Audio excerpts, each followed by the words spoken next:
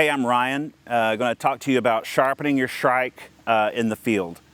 So if you notice, the Shrike has an injection molded hydrometer rubber handle. The whole point of this being rubber is twofold. One, it isolates you from electrical shock, and then it also isolates you from physical vibration type shock. You see a lot of tomahawks out there that talk about, oh, well, you know, we have electrically non-conductive handle. Well, yeah, they got a non-conductive handle, but it's on a full tang tomahawk, so you're still going to get shocked, right? It's a little bit ridiculous. So this is fully wraps around the tang of this tomahawk, which insulates you. And this has been tested in laboratories, full immersion, several thousand volts for 30 minutes without any bleed through. The end of this tomahawk, there is a 4130 tube that is welded on to the end of this. And that tube allows us to store things in here, specifically stuff to sharpen with. Way back in the day, one of the requests from the 10th Mountain guys when they were carrying eagle talons was we need some kind of onboard sharpening thing that we can conveniently carry to sharpen the tomahawk in a field expedient sort of way.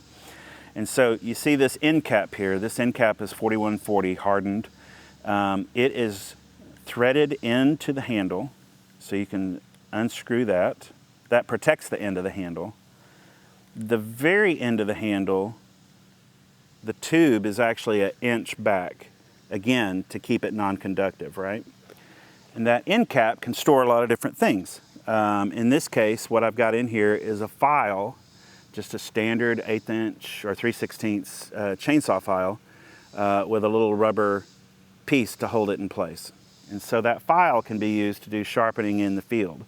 Is it going to replace your diamond stone at home? No, it's not. But this is a great way to touch up an edge quick, right? So let's take this out of the tomahawk, and I'm going to have a scabbard, and I'm going to show you how I sharpen one up with a file. And then you accidentally hit something like this chert here, quartzy chert. So I've got a nice sharp edge on there, but if I chop into this chert, it's going to cause a nick or a little bit of edge damage. And so you can see I've got a little bit of edge damage there from chopping into that really hard chert. This is the same kind of chert that Native Americans used in this area to make knife blades and spear points, incidentally. So now that I've got this damage, I can come in here with my file and sharpen it. Hold the tomahawk up against your leg nice and tight so that you're not slipping.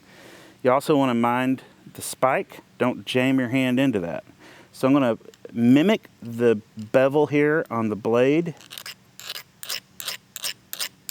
We're able to get it harder.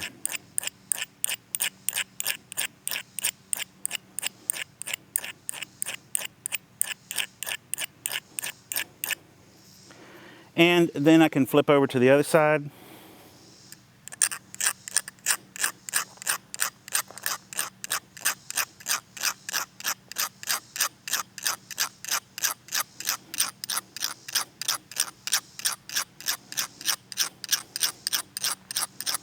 You can see I'm starting to work that down and work it out.